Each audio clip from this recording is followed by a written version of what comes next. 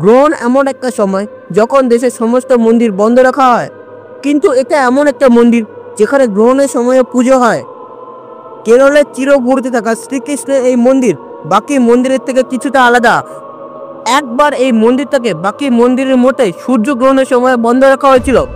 আর তারপরের দিন মন্দিরের পূজারী যখন মন্দিরের ভেতরে আসে, তখন সে একটা অবাক করার জিনিস দেখতে পায়। সে দেখতে পায় মন্দিরের মূর্তি অনেক ছোট হয়ে গেছে। মীনাচল নদের তীরে থাকা এই মন্দির তার সুন্দর দৃশ্য আর এখানকার উৎসবের জন্য বিখ্যাত। কিন্তু এই মন্দিরের সবচেয়ে অবাক করার বিষয় হলো এই মন্দিরে থাকা শ্রীকৃষ্ণের মূর্তি।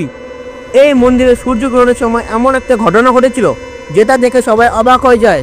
আর আদি শঙ্করাচার্য যে সেই সময় সেই মন্দির দর্শনের জন্য আসে, সে বলে শ্রীকৃষ্ণকে একদিন খাওয়া না দেওয়ার জন্য এরকম একটা ঘটনা ঘটেছিল।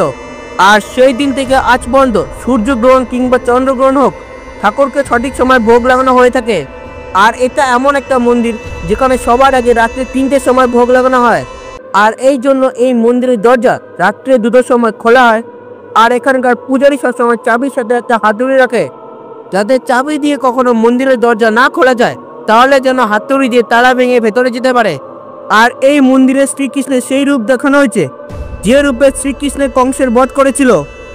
আর বলা হয় তাকে শ্রীকৃষ্ণের সাথে কংসের যুদ্ধের পর অত্যন্ত খিদে পায়, আর এই জন্য এই মন্দিরে সর্বদা সঠিক সময় ভোগ লাগানো হয়। আর যদি এই মন্দিরে সঠিক সময় ভোগ লাগানো না হয়, তাহলে এই মন্দিরের মূর্তি ছোট হতে থাকে। আর এই মন্দিরের মূর্তি জুড়ে অনেক গল্প আছে, কিন্তু তার মধ্যে সবথেকে প্রসিদ্ধ গল্প হলো স্বামী বিল্বমঙ্গলের। আজ থেকে প্রায় 1500 বছর আগে স্বামী বিল্বমঙ্গল নৌকা করে যাচ্ছিল, আর হঠাৎ করে তার নৌকা ফেসে যায়। আর সে কোনোভাবেই সেখান থেকে বেরোতে পারছিল না, আর তার জন্য সে জলে নামে। আর তারপরে সেখানকার সমস্ত জল শুকিয়ে যায়, আর সে দেখতে পায় শ্রীকৃষ্ণের একটা মূর্তি। আর সে সেই মূর্তিটা নিয়ে নৌকায় চলা শুরু করে। কিছুক্ষণ যাওয়ার পর সে চিরুপুরু গ্রামে পৌঁছায়।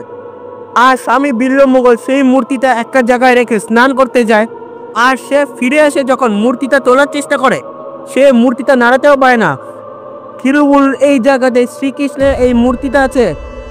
আর এই যে মূর্তিটা, যেটা স্বামী বিল্বমঙ্গল সমুদ্র থেকে পেয়েছিল, সেই মূর্তির সম্বন্ধে মহাভারত কাল থেকে। মহাভারত অনুযায়ী শ্রীকৃষ্ণ এই মূর্তি পাণ্ডবদের দিয়েছিল। কিন্তু এই মূর্তি তাহলে সমুদ্রে কি করে পৌঁছালো?